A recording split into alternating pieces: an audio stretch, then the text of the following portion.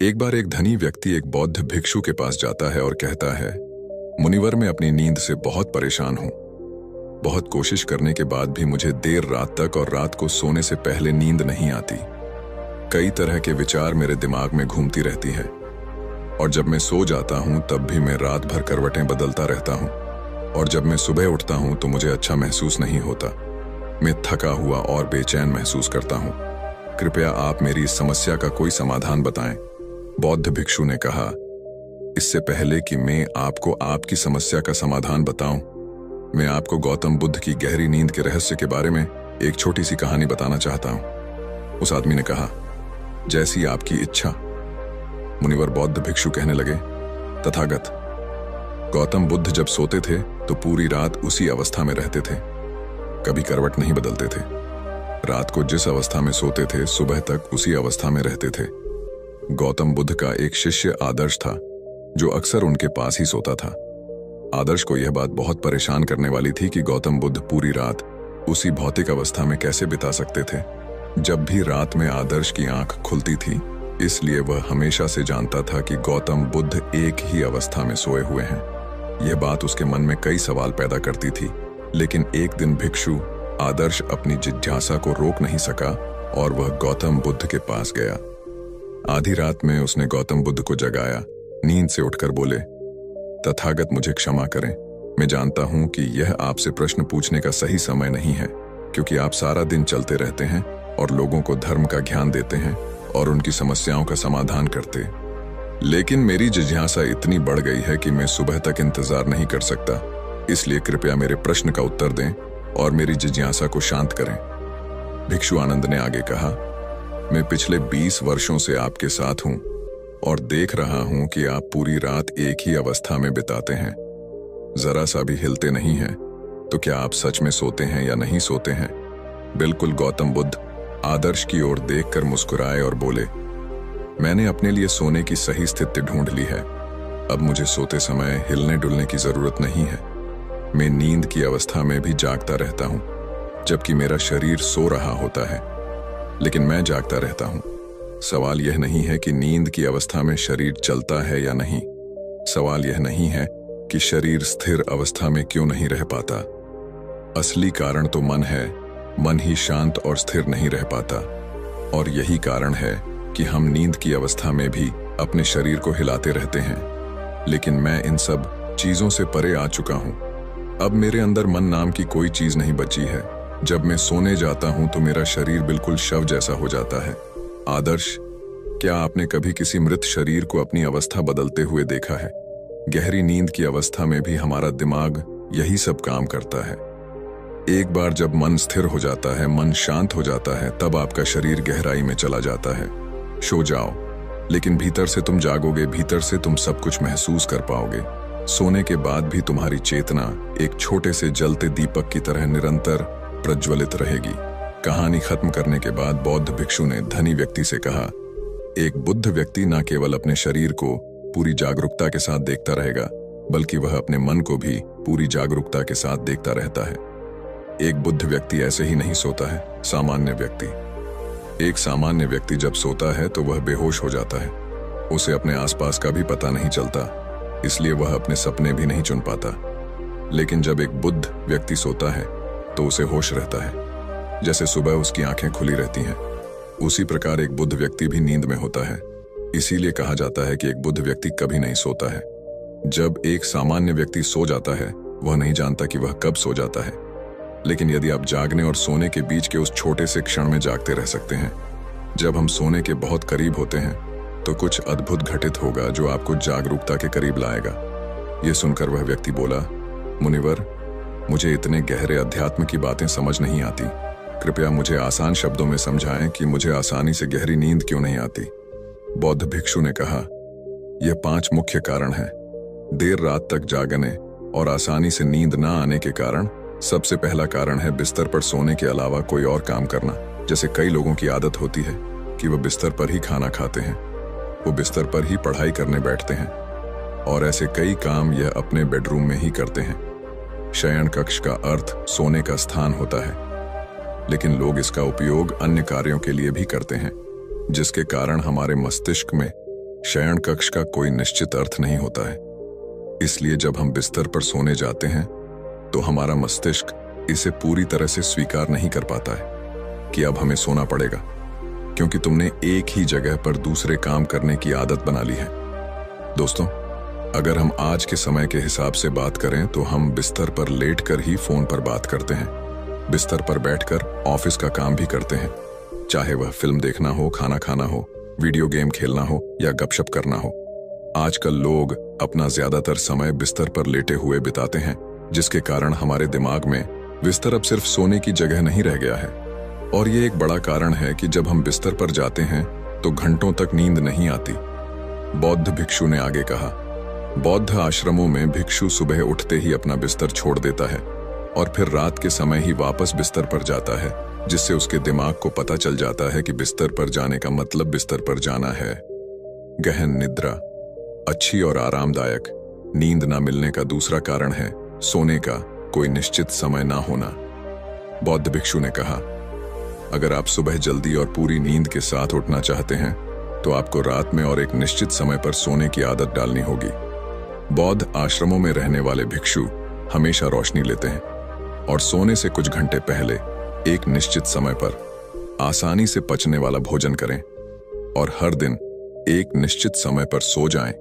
तो इस तरह वे एक निश्चित दिनचर्या का पालन करते हैं। दोस्तों, अगर हम हमारी आज की जीवन शैली की बात करें तो ज्यादातर लोगों के पास ना तो सोने का ना ही उठने का कोई निश्चित समय है और ना ही वे इस बात का ध्यान रखते हैं कि रात का खाना हल्का और जरूरत से थोड़ा कम हो, बल्कि उनका मुख्य भोजन है केवल रात्रि में है। वीकेंड पर वे देर रात तक जागते रहते हैं क्योंकि अगले दिन कोई काम नहीं होता है। अगर वे रात में फिल्म देखने लगते हैं तो चाहे कितनी भी रात हो जाए वे फिल्म पूरी करके ही सोते हैं। समय और जीवन के बीच कोई सामंजस्य और नियंत्रण नहीं है और फिर यह वही लोग हैं जो अगले दिन अधूरी नींद के साथ उठते हैं और पूरे दिन बेचैनी और थकान महसूस करते हैं। यौगिक संस्कृति में नींद को एक चमत्कारी दुनिया कहा जाता है। अगर आप नींद को समझ जाते हैं तो आप नींद में अपने अंदर बहुत कुछ पैदा कर सकते हैं और अगर आप नहीं समझे तो आप इसे खराब भी कर सकते हैं। बौद्ध भिक्षु ने आगे कहा, गहरी नींद ना आना और सुबह उठने पर अच्छा महसूस ना करने का तीसरा कारण है सोने से पहले नकारात्मक चीजों के बारे में सोचना। जिस तरह के विचारों के बारे में सोचते हुए आप सोते हैं, जब आप अपनी आंखें खोलते हैं, सुबह में ये पहले विचार हैं जो आपके मन में आते हैं। इसीलिए जब आप नकारात्मक विचारों के साथ सोते हैं तो सुबह आप उनके साथ ही जागते हैं। बिस्तर पर लेटे हुए जब हम सोने ही वाले होते हैं तब हमारा अवचेतन सबसे अधिक सक्रिय होता है और इस समय हम जो विचार अपने अंदर पैदा कर रहे होते हैं, हमारा अवचेतन मन उन विचारों को सीधे स्वीकार कर लेता है और उन्हें वास्तविकता में लाने का प्रयास करता है। हमारा अवचेतन मन ऐसा नहीं कर पाता है। अच्छे और बुरे विचारों में से चुने वह नहीं जानता कि हमारे लिए क्या अच्छा है और क्या बुरा। यह बस प्राप्त जानकारी पर काम करना शुरू कर देता है। इसलिए हमें सोते समय अपनी समस्याओं और नकारात्मक विचारों के बारे में सोचने की बजाय उन अच्छी बातों और चीजों के बारे में सोचना चाहिए जिसे हम अपने जीवन में पाना चाहते हैं। हमेशा रात को सोने से पहले और सुबह उठने के बाद उन बातों के बारे में सोचें जो आपके जीवन में सकारात्मक बदलाव ला सकती हैं। अच्छी और गहरी नींद न आने का चौथा कारण है गलत तरीके से सोना। बौद्ध भिक्षु ने कहा, आपने सुना होगा कि भारत में अक्सर कहा जाता है कि उत्तर की ओर सिर करके नहीं सोना चाहिए।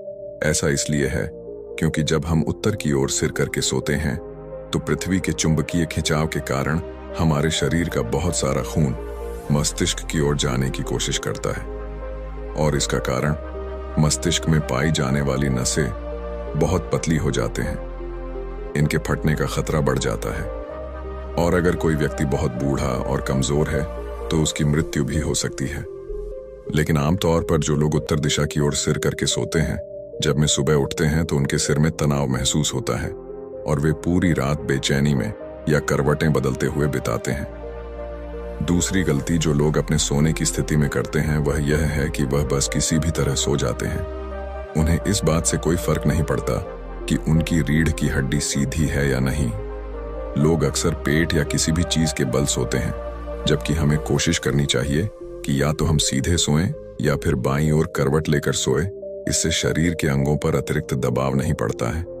सोते समय बहुत मोटे गद्दे का प्रयोग ना करें, क्योंकि इससे आपकी रीढ़ की हड्डी झुक जाती है और गहरी नींद में बाधा आती है। इसके अलावा ज्यादा मोटे तकिए का इस्तेमाल ना करें, इससे आपकी गर्दन ज्यादा मुड़ती है और शरीर में तनाव महसूस होता है, और इससे आपकी गहरी नींद में बाधा उत्पन्न होती है।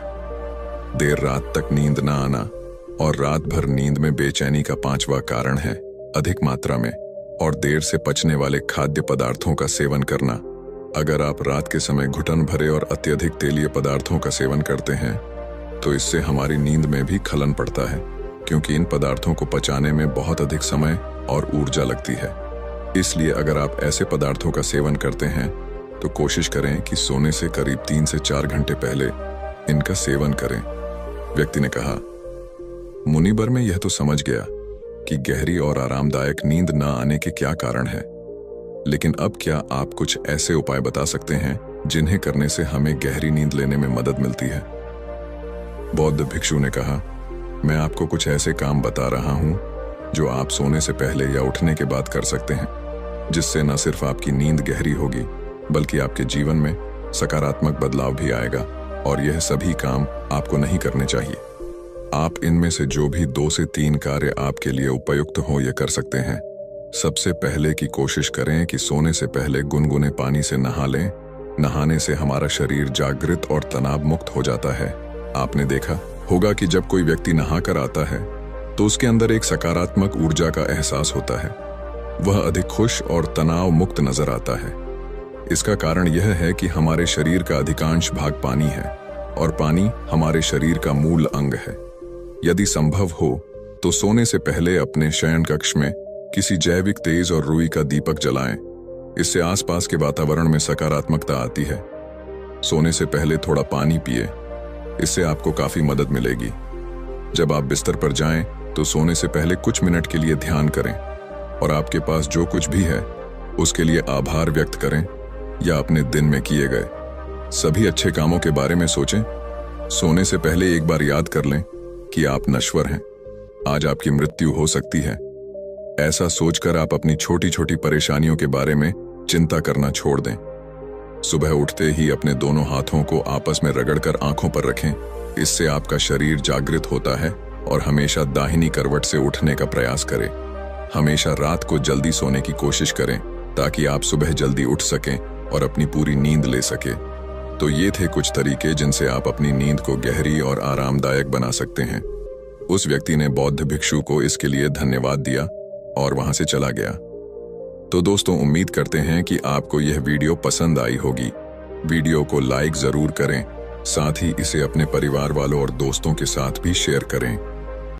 दोस्तों, आज की कहानी को प्रारंभ करने से पहले आपसे एक छोटी सी गुजारिश है कि अब तक आपने हमारे चैनल को सब्सक्राइब नहीं किया तो प्लीज चैनल को सब्सक्राइब कर ले, साथ ही बेल नोटिफिकेशन को भी ऑल पर सेट कर दे, जिससे हमारी आने वाली वीडियो की सूचना सर्वप्रथम आपको प्राप्त हो। मैं आपके लिए ऐसे ही ज्ञान प्रेरक कहानियां लाते रहता हूं। तो चलिए आज की ज्ञानमय कहानी को प्रारंभ करते हैं। किसी नगरी में एक छोटी नीची जात की अछूत कन्या रहती थी।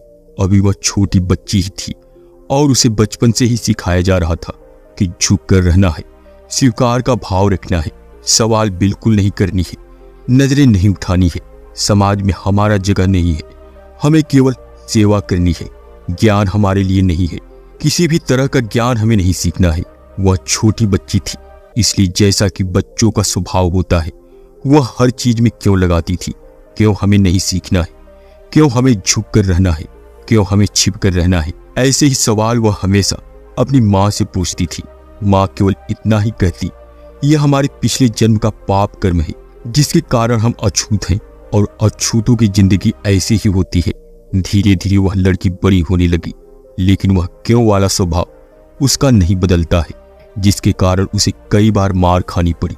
एक दिन उसने देखा कि एक गुरु कुछ लड़के और लड़कियों को नृत्य और गायन सिखा रहे थे। उनका सुंदर नृत्य और गाना सुनकर उसके मन में भी नृत्य करने और गाना सीखने की चाहत पैदा हुई। वह उन गुरु के पास गई और कहा, गुरुवर, मुझे भी गाना और नृत्य सीखना है, क्या मुझे सिखलाएंगे? गुरु ने कहा, तुम किस घराने से ताल्लुक रखती हो, किस जाति से हो, लड़की ने कहा। मैं अछूत हूँ और नीची जात सी हूँ।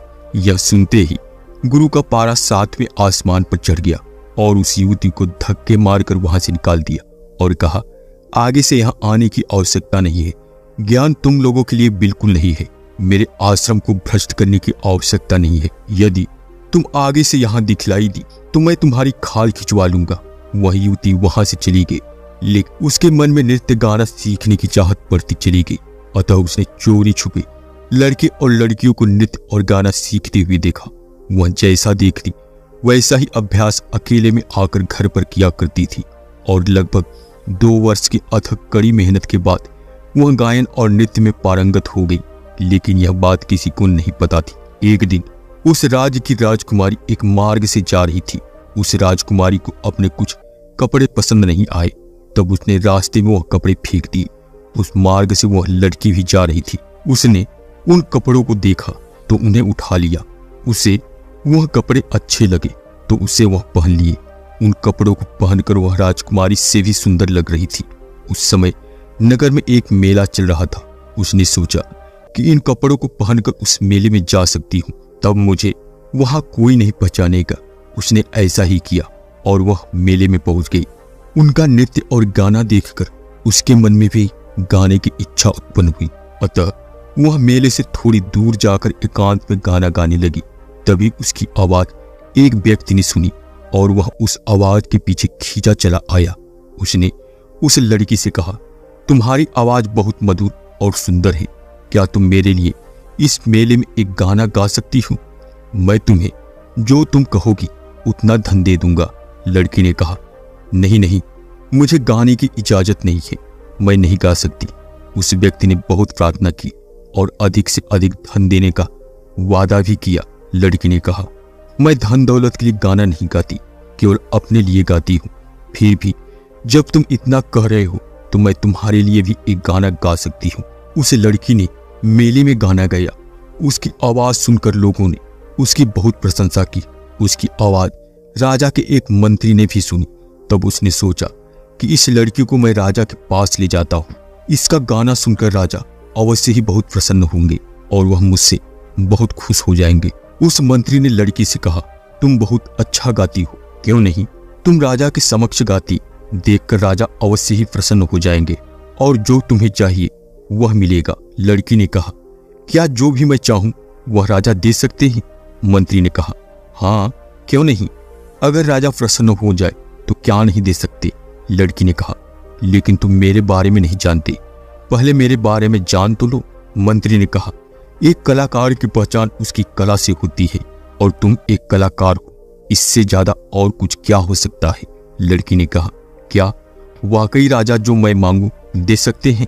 मंत्री ने फिर कहा, हाँ हाँ, कह तो दिया, जो चाहिए वह सब मिलेगा, लेकिन इसके लिए राजा का प्रसन्न होना आवश्यक है। लड़की ने कहा, तो फिर ठीक है, मैं चलती हूँ आपके साथ। मुझे कुछ राजा से मांगना है और अवश्य ही वह मेरा गाना सुनकर अति प्रसन्न हो जाएंगे। वह मंत्री उस लड़की को राजा के दरबार में लेकर गया और राजा से कहा, महाराज, आपने एक से बढ़कर एक गायक देखे होंगे, सबके गाने भी सुने होंगे, लेकिन जो आवाज इस लड़की के पास है वह किसी के पास नहीं है। एक बार इस लड़की का गाना अवश्य सुनकर देख लीजिए। राजा ने कहा, जब तुम इतना यकीनन कह रहे हो तो कोई न कोई तो बात अवश्य ही होगी। ठीक है, लड़की से कहो कि वह गाना गाए, हम देखेंगे कि यह किस तरह से बेहतर है। उस लड़की ने राजा के सामने दरबार में गाना गाया। गाना सुनकर सब खुश हो गए। राजा भी अपने आप को प्रशंसा करने से रोक नहीं पाया। उसने उस लड़की की बहुत प्रशंसा की और खुश होकर अपने गले की हार निकालकर उस लड़की को दे दिया और कहा कि तुम जो चाहो मांग सकती हो, हम तुम्हें अवश्य दे देंगे, हम तुम्हारी मनोकामना पूर्ण करेंगे। लड़की ने कहा, क्या यह सच है? जो मैं मांगू वह मुझे मिलेगा? राजा ने कहा, अवश्य, क्यों नहीं, मांग कर तो देखो, जो चाहोगी वो मिलेगा। लड़की ने कहा, राजा साहब, हर गांव के बाहर एक बस्ती है, उस बस्ती में नीची जात के अछूत लोग रहते हैं, उन्हें भी पढ़ने लिखने और ज्ञान प्राप्त करने का अधिकार दे दीजिए। राजा ने कहा, तुम्हारा मन बहुत अच्छा है, लेकिन यह अधिकार हम उन्हें नहीं दे सकते। यह सब उनके पिछले जन्मों का पाप कर्म है, जिस कारण उन्हें भुगतना पड़ता है, और तुम क्यों उन अछूतों की बात कर रही हो? तुम अपने लिए कुछ मांगो। लड़की ने कहा, राजा साहब, मैं भी एक अछूत कन्या ही हूं और आपने कहा था जो मांगूंगी वो मिलेगा, तो यह भी मुझे मिलना चाहिए। लड़की की यह बात सुनकर वह एक अछूत कन्या है, वहां बैठे सभी लोग हैरान हो गए। एक अछूत कन्या राजसभा में कैसी आई? राजा ने मंत्री की तरफ देखा। मंत्री ने कहा, महाराज, इस कन्या की वेशभूषा देखिए, यह देखने में राजकुमारी की तरह दिखती है। इसने मुझे धोखा दिया है। यह कपड़े अछूतों की नहीं है, इसी कारण मैं धोखा खा गया। वहां बैठे सभी लोग चिल्लाने लगे, महाराज, अछूत कन्या ने पाप किया है, इसे दंड अवश्य मिलनी चाहिए। इसे तो राजमहल के सामने से भी नहीं गुजरना चाहिए था। यह तो राजमहल में भी आ गई और आपके सामने इसकी खड़े होने की हिम्मत कैसी हुई? कुछ लोगों ने उसे मारने के लिए तलवार निकाली। यह सब होता देख लड़की ने राजा से कहा, महाराज, मुझे न्याय चाहिए। न्याय की बात सुनते ही राजा के एक मंत्री ने कहा, न्याय तुम्हारे लिए नहीं है, न्याय आम प्रजा के लिए है। तुम जैसे अछूतों के लिए कोई न्याय नहीं है। महाराज, मैं तो कहता हूं जो अपराध इसने किया है कोई आगे से ऐसा न करे, इसलिए इसको भयंकर से भयंकर मृत्यु दंड देना चाहिए। राजा ने कहा, उचित है, ऐसा ही होगा। अभी के अभी इसे हाथियों के पैरों तले कुचलवा दो, यह हमारी आज्ञा है, तब ही सभी के साथ न्याय होगा। लड़की ने कहा, महाराज, यह कैसा न्याय हुआ? यह तो अन्याय है। आप ऐसा नहीं कर सकते। आपने वादा किया था जो भी मैं मांगूंगी वह आप देंगे। राजा ने लड़की की एक भी नहीं सुनी। लड़की ने हिम्मत की और तुरंत वहां से भाग गई। राजा ने तुरंत लड़की को पकड़ लाने का आदेश दिया और वह खुद भी उस लड़की के पीछे चल दिया। लड़की भागती हुई एक मार्ग से जा रही थी। वह थक गई थी और नीचे गिर पड़ी। तभी किसी ने उस लड़की को उठाया। लड़की ने देखा कि उनके सामने तथागत गौतम बुद्ध है। तथागत गौतम बुद्ध ने उस लड़की को उठाया और पूछा, पुत्री, क्या हुआ? तुम इतनी भयभीत क्यों हो? लड़की ने कहा, मैं एक अछूत कन्या हूं और नीची जाति का हूं। इस कारण राजा ने मुझे मृत्युदंड दिया है। वह मुझे हाथियों के पैरों तले कुचलवा देना चाहते हैं। लड़की ने अपने ऊपर बीती हुई सारी घटना तथागत गौतम बुद्ध को बतलाई। बुद्ध ने कहा, पुत्री, तुम बहुत साहसी हो, तुम यहीं रुको, तुम्हें कुछ नहीं होगा। राजा के सैनिक लड़की को ढूंढते हुए वहां पहुंचे और बुद्ध से कहा, हे बुद्ध, यह लड़की अपराधी है, इसे मृत्युदंड दिया गया है। आप इसका संरक्षण ना करें, इसे हम ले जाना चाहते हैं। बुद्ध ने कहा, इसे यहां से केवल तुम्हारा राजा ही ले जा सकता है। जब यह बात राजा को पता चली तो वह बुद्ध के पास आया और कहा, हे बुद्ध, यह लड़की अपराधी है, इसे मैंने मृत्युदंड दिया है, कृपया इसे हमें हमारे हवाले कर दे। बुद्ध ने कहा, क्या अपराध है इस लड़की का? राजा ने कहा, यह नीची जाति की अछूत कन्या है और इसने इतना साहस किया है कि यह राजमहल तक पहुंच गई। इन लोगों के लिए किसी भी तरह की विद्या के नाम पर पाबंदी है। फिर इसने नृत्य और गाना सीखा, यही इसका अपराध है। बुद्ध ने कहा, राजन, किसी भी की पहचान उसके गुणों और कर्मों से होती है। गुणों और कर्मों से यह लड़की सुंदर और समझदार और साहसी के साथ एक कलाकार भी है। क्या इसकी कला से खुश होकर तुमने इसे वचन नहीं दिया? और उसने मांगा भी तो क्या? अपने लिए तो कुछ नहीं मांगा, अपने लोगों के लिए मांगा है। तो इस कर्म से यह कितना महान हो जाती है। और तुम राजन, तुम्हारा कर्म क्या है? वचन देकर भी पीछे हट गई। जिसे इनाम देना था उसे मृत्युदंड देने चले। जिसकी प्रशंसा करनी चाहिए उसकी बुराई कर रहे हो। मेरी नजर में लड़की अछूत नहीं है, अछूत तुम लोग हो। इस लड़की के सामने तुम्हारे कर्म बहुत छोटे हैं राजन। राजा बुद्ध के सामने शर्मिंदा हो गया और वह कुछ ना बोल सका। बस इतना कहकर वह लड़की आज से अभय रहेगी, उसकी सुरक्षा मेरी जिम्मेदारी है। और वह राजा वहां से चला गया। उस लड़की ने बुद्ध से कहा, हे बुद्ध, क्या आप इस जाति प्रथा को नहीं मानते?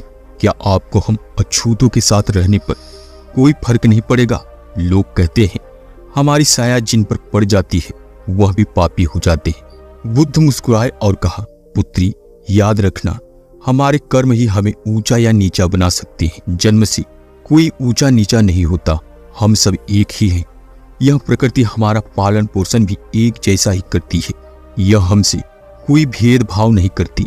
भेदभाव करना हम मनुष्यों का स्वभाव बन गया है और इसे बदलना ही होगा। दोस्तों, आशा करता हूं कि यह कहानी आपको बहुत प्रिय लगी होगी और पसंद भी आई होगी और इससे आपने कुछ न कुछ अवश्य सीखा होगा। दोस्तों, जैसी करनी वैसी भरनी, यह वाक्य तो आपने सुना ही होगा। अर्थात जैसे आप कर्म करोगे वैसा ही फल आपको प्राप्त होगा। लेकिन एक प्रश्न है आपसे, क्या इस बात पर आप विश्वास करते हैं कि जैसा आप कर्म करोगे वैसा ही आपको फल की प्राप्ति होगी? अब आप में से अधिकांशतः लोगों के मन में यह विचार आ रहा होगा कि आखिर इसमें पूछने वाली कौन सी बात है। यह तो सत्य ही है कि जैसा हम कर्म करेंगे वैसा ही हमें फल की प्राप्ति होगी। लेकिन एक बार अपनी आंखें बंद करिए और अपने आप से यह प्रश्न करिए कि आपको इस प्रश्न का उत्तर क्या मिल पाता है। कहीं आपके मन में एक संशय जरूर होगा कि क्या यह बात सच है अथवा नहीं, क्योंकि आपने अपने आसपास तो ऐसे कई लोगों को देखा होगा जो लोग बहुत अच्छे कर्म करते हैं, बहुत अच्छे स्वभाव के भी होते हैं। वे कभी किसी का बुरा नहीं करते, किंतु फिर भी उनके साथ हमेशा बुरा ही होता है। वे लोग हमेशा दुखी रहते हैं, हमेशा परेशान रहते हैं।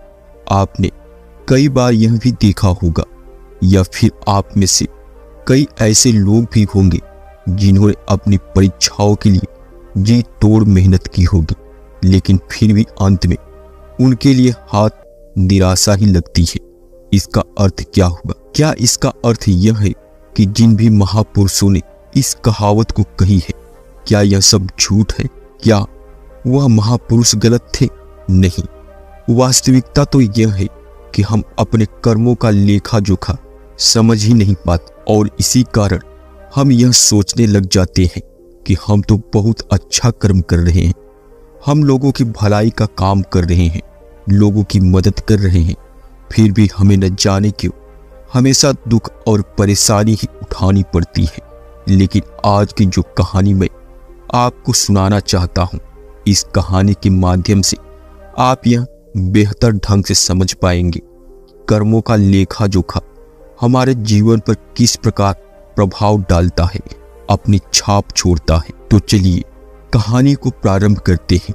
उससे पहले आपसे एक छोटी सी गुजारिश है कि अब तक आपने हमारे चैनल को सब्सक्राइब नहीं किया तो प्लीज ध्यान से चैनल को सब्सक्राइब कर ले, साथ ही बेल नोटिफिकेशन को भी ऑल पर सेट करना ना भूले और कमेंट बॉक्स में नमो बुद्धाय लिख दे, जिससे हमारी आने वाली वीडियो की सूचना सही समय पर आपको प्राप्त हो जाए और उसका आप लाभ उठा सके।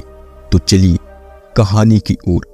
बहुत समय पहले की बात है, एक गांव में दो भाई रहा करते थे। दोनों ही कुशल थे, किंतु उनमें से एक भाई बहुत ही क्रूर और घमंडी स्वभाव का था, वह बहुत ही चालाक था।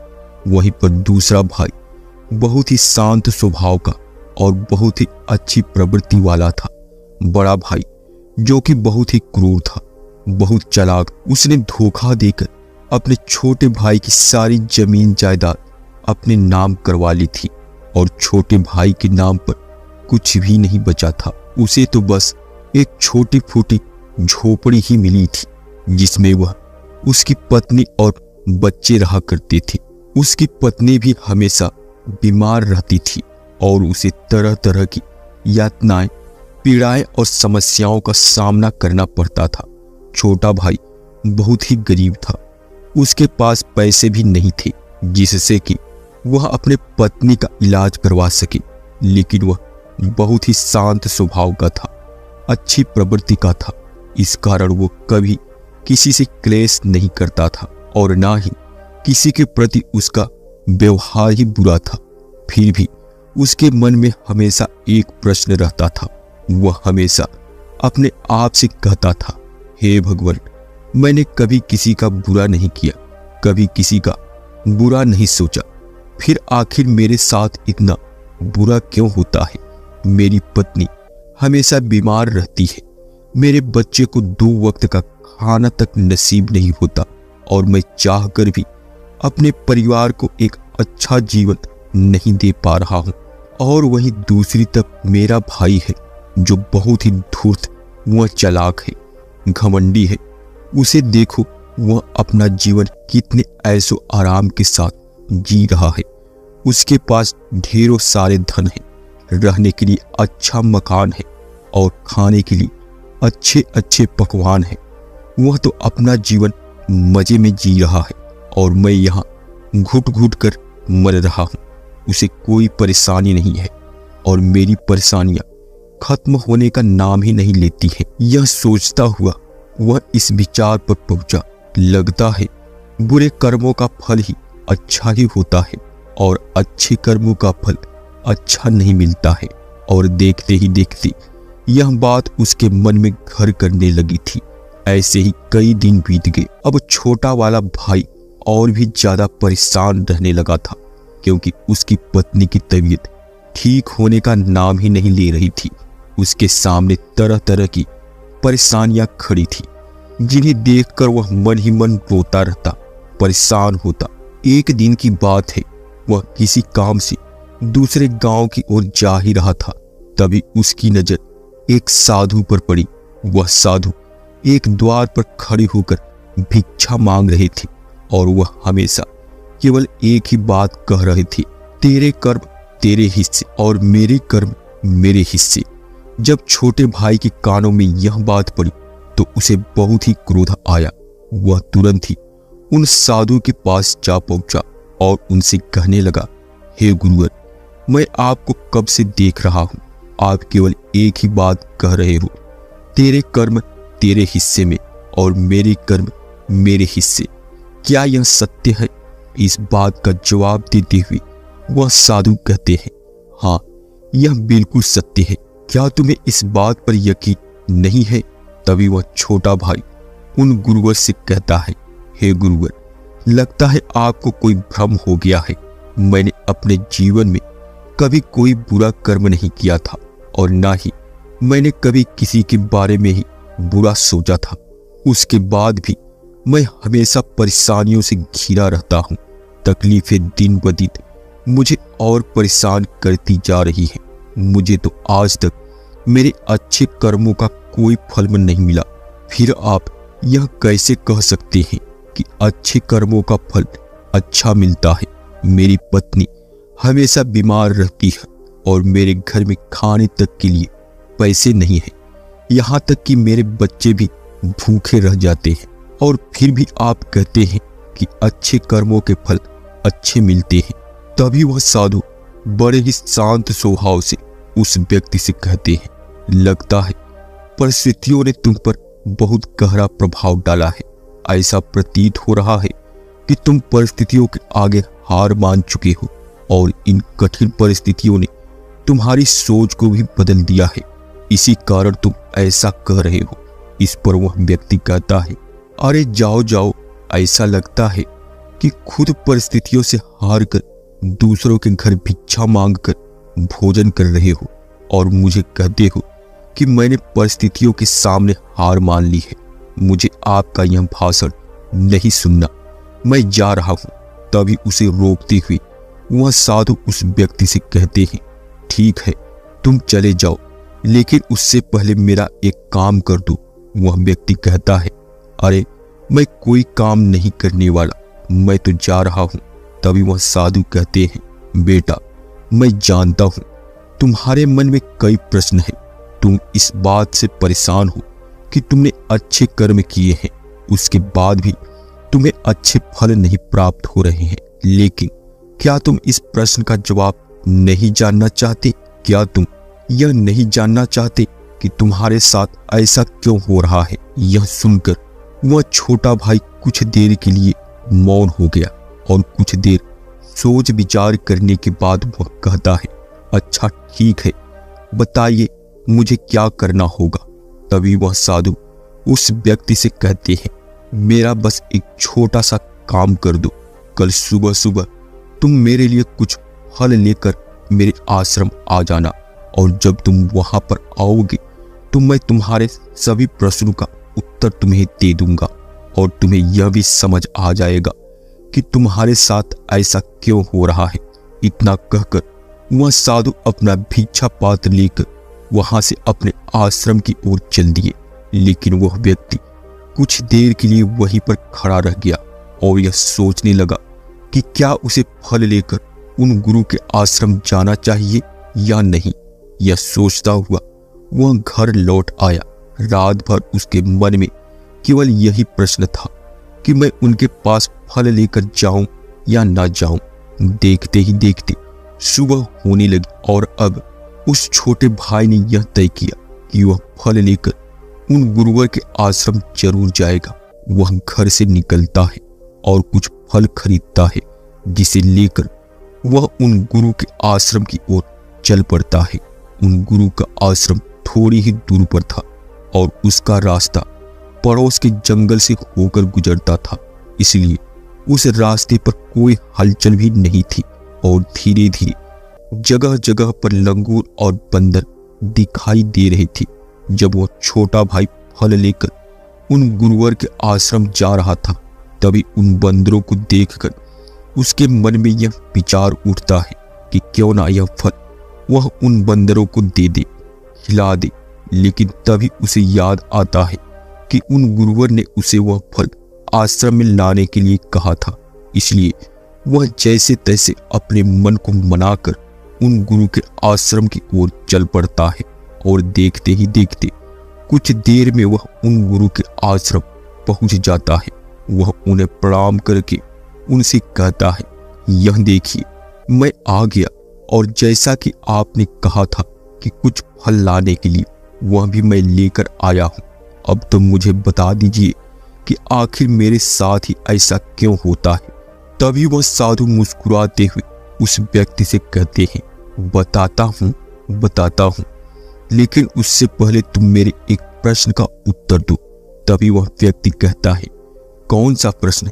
तभी वह साधु कहते हैं, जब तुम मेरे आश्रम की ओर आ रहे थे और तुम्हारे मन में जब यह विचार उठा कि तुम यह फल उन बंदरों को खिला दो, तो तुमने ऐसा क्यों नहीं किया। यह सुनकर वह व्यक्ति बहुत ही आश्चर्यचकित हुआ। उसे यह समझ ही नहीं आ रहा था कि आखिर जो उसके मन में विचार उठा था वह उन साधु को कैसे पता चला। तभी वह व्यक्ति दोनों हाथ जोड़कर उन साधु से कहता है, हे गुरुवर, यह बात तो मेरे मन में थी, किंतु आपको कैसे पता चली कि मैं बंदरों को फल खिलाना चाहता था। तभी वह साधु मुस्कुराते हुए उस व्यक्ति से कहते हैं, बेटा, जरूरी यह नहीं है कि मुझे यह बात कैसे पता चली, जरूरी तो यह है कि तुमने उन बंदरों को यह फल क्यों नहीं खिलाए। वह व्यक्ति कुछ देर के लिए सोच में पड़ गया और उसने हड़बड़ाकर उन साधु को जवाब दिया, क्योंकि आपने मुझे यह फल आपके पास लाने के लिए कहा था। तभी वह साधु उस व्यक्ति से कहते हैं, बेटा, जिस तरह एक बछड़ा हजारों गायों में अपनी मां को ढूंढ ही लेता है, ठीक उसी प्रकार कर्मकर्ता को ढूंढ ही निकालता है। जैसे कि यह कर्म मेरे हाथों से ही लिखा था, मैं ही इन बंदरों को यह फल खिलाऊंगा, इसलिए तुम यह फल उन बंदरों को ना खिला सके और यह फल तुम मेरे पास लेकर आए। इतना कहकर उन साधु ने वह फल उन बंदरों को खिलाना शुरू कर दिया। लेकिन वह व्यक्ति अब तक उन साधु की बात का मतलब नहीं समझ पा रहा था। वह उन साधु से कहता है, हे गुरुवर, आप कहना क्या चाहते हैं। मुझे आपकी बात कुछ समझ नहीं आई, कृपा करके मुझे साफ और स्पष्ट तौर पर समझाइए। तब वह साधु मुस्कुराने लगे और उस व्यक्ति से कहते हैं, हम मनुष्यों को हमेशा से यही लगता है कि हम ही करता है और हम ही कर्म करते हैं, लेकिन वास्तविकता तो कुछ और ही है। यहाँ पर बात समझने वाली यह है कि कर्म हमारा चुनाव खुद करता है, हम कर्म का चुनाव नहीं करते हैं। यदि आप किसी काम को करने योग्य हैं तो कर्म आपको लाखों लोगों की भीड़ में ढूंढ ही निकालेगा। इसलिए जरूरी यह है कि कर्म करने नहीं बल्कि योग्य बनने पर ध्यान दो। यदि तुम्हारा पूरा ध्यान केवल कर्म करने पर होगा तो तुम कभी भी योग्य नहीं बन पाओगे और कभी भी कर्म तुम्हारा चुनाव ही नहीं करेगा। इस पर वह व्यक्ति कहता है, हे गुरुवर, योग्य बनने से आपका क्या मतलब है? आपका कहना है कि क्या मैं अपने परिवार का पालन पोषण नहीं कर सकता? तभी वह साधु उस व्यक्ति से कहते हैं, नहीं नहीं, मेरे कहने का मतलब यह नहीं है। मैं तो तुमसे यह कहना चाहता हूं कि योग्य बनने के लिए जिन कर्मों की आवश्यकता होती है, उसके लिए तुम्हें अपने छोटे मोटे कामों को करना शुरू करना होगा। और जब तुम उन कामों में निपुण हो जाओगे, कुशल हो जाओगे, इतने योग्य बन जाओगे, तो बड़ा कर्म या फिर यूं कहे कि मुख्य कर्म, जिस कर्म के लिए तुम बने हो, वह कर्म तुम्हें ढूंढ ही लेगा और वह कर्म तुम्हारे पास खुद ब खुद चला आएगा। उदाहरण के तौर पर तुम उन बंदरों को देख सकते हो। यह बंदर जब छोटे होते हैं तब से यह पेड़ों पर चढ़ना सीखते हैं, गुलाटियां लगाना सीखते हैं, दौड़ना सीखते हैं, छलांग लगाते हैं। शुरू में इन्हें तकलीफ होती है, यह कभी गिर जाते हैं तो कभी इन्हें चोट भी लगती है, लेकिन धीरे धीरे यह उन कामों में निपुण हो जाते हैं, कुशल हो जाते हैं और उसके बाद इनका भोजन इन तक स्वयं ही पहुंच जाता है। इसलिए अपनी रोजमर्रा की जिंदगी में भी छोटे छोटे कर्म करते रहो और जब तुम उन कर्मों से अपने आप को उस योग्य बना लोगे तो बड़ा लक्ष्य तुम तक खुद चला आएगा और तुम किसी भी बड़े लक्ष्य को प्राप्त कर सकोगे। आगे वह साधु उस व्यक्ति से कहते हैं, और यदि तुम योग्य बनने के लिए कर्म करोगे ही नहीं तो दूसरे लोगों के कर्म भी तुम पर हावी होने लगेंगे, तुम्हारे जीवन को प्रभावित करने लगेंगे। उदाहरण के लिए तुम्हारी पत्नी को ही ले लो। तुम्हारी पत्नी कई दिनों से बीमार है और उसकी तबीयत ठीक ही नहीं हो रही है और तुम यह सोचते हो कि पता नहीं तुम्हें किन कर्मों की सजा मिल रही है। तुम अपने आप को अभागा समझते हो, असहाय महसूस करते हो, लेकिन वास्तविकता तो कुछ और ही है। तुम्हें यहाँ पर यह समझने की आवश्यकता है कि तुम्हारी पत्नी बीमार अपने कर्मों से है, ना कि तुम्हारे कर्मों से। हो सकता है कि तुम्हारी पत्नी ने अतीत में ऐसा कोई कर्म किया हो जिसकी सजा वह आज भुगत रही है और तुम्हारी पत्नी के कर्मों के कारण ही तुम्हें भी दुख झेलना पड़ रहा है, तकलीफें उठानी पड़ रही है, परेशानियों का सामना करना पड़ रहा है। और यही कारण है कि अधिकांश लोग अपने परिवार के कारण, अपने बच्चों के कारण तरह तरह के दुख झेलते रहते हैं, तरह तरह की परेशानियों का सामना करते हैं। किंतु तुम्हें यहाँ पर यह समझने की आवश्यकता है, यदि तुम इस योग्य होते, तुम्हारे पास इतने पैसे होते तो तुम अपनी पत्नी का इलाज करवा पाते। और तो और यह भी हो सकता था, यदि तुम इस योग्य होते तो तुम्हारा विवाह किसी दूसरी स्त्री के साथ हुआ होता जो स्वस्थ होती, लेकिन तुम उस योग्य थे ही नहीं। और यही कारण है कि तुम अपनी पत्नी के कारण आज दुखों में डूबे हुए हो, किंतु अब तक कुछ भी नहीं बिगड़ा। यदि तुम अब भी योग्य बन जाओ तो दूसरों के कर्म तुम्हें कभी भी प्रभावित नहीं कर पाएंगे। आगे वह सन्यासी उस युवक को चेतावनी देते हुए कहते हैं, मेरी एक बात हमेशा याद रखना, तुम्हें वह नहीं मिलता जो तुम चाहते हो, बल्कि तुम्हें वह मिलता है जिसके तुम योग्य हो। इसलिए कर्म करने से ज्यादा योग्य बनने पर ध्यान दो, अपनी योग्यता को बढ़ाओ।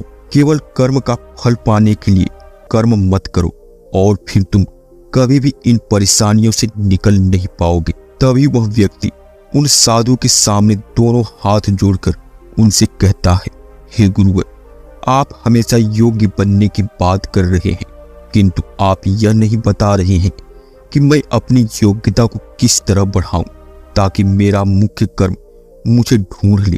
तभी वह साधु उस व्यक्ति से कहते हैं, यह तो बड़ा ही सरल है, फिर भी लोगों के लिए यह बहुत कठिन हो जाता है। सबसे पहला उपाय यह है कि जो भी कर्म तुम कर रहे हो उस कर्म को करके भूल जाओ, अर्थात योग्य बनने के लिए जो भी कर्म तुम कर रहे हो उसे याद मत रखो, उसे भूल जाओ। यह मत सोचो कि जो तुमने कर्म किया है उसका फल तुम्हें कब और कैसे मिलेगा। और क्या मिलेगा। इसलिए तो कहा जाता है कि कर्म करो और फल की चिंता मत करो। यदि तुम्हारा मन हमेशा फल की चिंता में ही लगा रहेगा तो इसका अर्थ यह हुआ कि तुमने वास्तविक तौर पर कोई कर्म किया ही नहीं है। और हम में से अधिकांश लोग यही गलती करते हैं। उन्हें लगता है कि वह एक अच्छा कर्म कर रहे हैं जिसका फल भी उन्हें अच्छा ही मिलेगा। उनका सारा ध्यान केवल फल पर होता है और यही कारण है कि वह अधिकांशतः दुखी होते हैं, क्योंकि जब उन्हें फल नहीं मिल पाता, या फिर यूं कहें कि जब उन्हें अपने मनवांछित फल नहीं मिल पाता तो उनके मन को ठेस पहुंचती है और वे लोग दुखी रहने लगते हैं, परेशान रहने लगते हैं और हमेशा यही सोचते हैं कि मैंने तो अच्छे कर्म किए थे, फिर मुझे अच्छे फल क्यों नहीं मिल रहे हैं। और उनका यही सोचना उन्हें अपने लक्ष्य से भटका देता है। हाँ, आप यहाँ जरूर कर सकते हैं, अपना कर्म करने के बाद उसका आकलन जरूर करें, लेकिन फल की चिंता ना करें। तभी वह व्यक्ति उन साधु से कहता है, हे गुरुवर, आप कह रहे हैं फल की चिंता ना करो, लेकिन जो कर्म किए हैं उसका आकलन जरूर करो। यह कैसे संभव है। तभी वह साधु बड़े ही शांत स्वभाव से उस व्यक्ति से कहते हैं, भंते, जब तुम कोई कर्म करते हो तो तुम्हारे मन में हमेशा फल की चिंता होती है, जबकि तुम्हारे मन में फल की चिंता ना होकर यह चिंता होनी चाहिए कि जो भी कर्म मैंने किए हैं, क्या उस कर्म में मैंने अपना 100% दिया है या नहीं। जब मैं वह कर्म कर रहा था तो मेरा ध्यान पूरी तरह से उस काम पर था या नहीं, कहीं मेरा ध्यान भटक तो नहीं रहा है। यदि तुम इन चीजों पर विचार करोगे, यह प्रश्न खुद से करोगे, तभी वास्तविक तौर पर तुम खुद का आकलन कर पाओगे। और जब तुम पूरे ध्यान के साथ किसी कर्म को करोगे तो तुम्हारे ध्यान की शक्ति भी बढ़ेगी और तुम्हारे कर्म करने की योग्यता भी बढ़ेगी। किंतु यदि तुम यह सोचते हो कि तुम्हें तो केवल कर्म करना है और केवल यही सोचकर तुम कर्म करते चले जाओगे, तो तुम्हें कर्म का फल कभी प्राप्त नहीं होगा और ना ही तुम कभी योग्य बन पाओगे। इसलिए कर्म करने के बाद आकलन अवश्य करो। यह देखो, जब तुम यह कर्म कर रहे थे तो तुम्हारा ध्यान, तुम्हारा शरीर, तुम्हारा मन पूरी तरह से उस कार्य पर था या नहीं।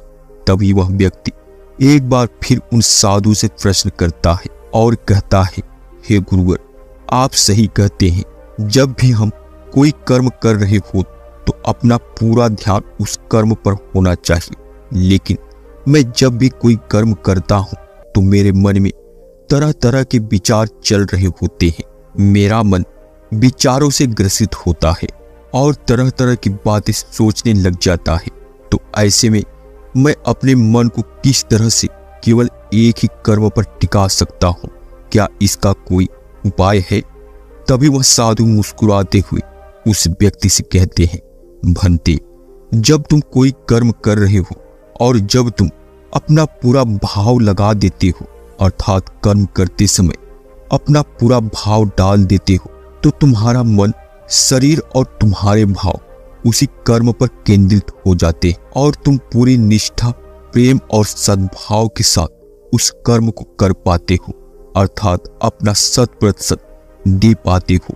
और वहीं पर जब तुम केवल कर्म करने की सोच से ही कर्म करते हो तो तुम उसमें अपना भाव नहीं लगा पाते और ना ही तुम उसमें अपनी पूरी निष्ठा लगा पाते हो। इसी कारण वह कर्म नहीं रह जाता और ना ही उसका कोई फल तुम्हें प्राप्त होता है।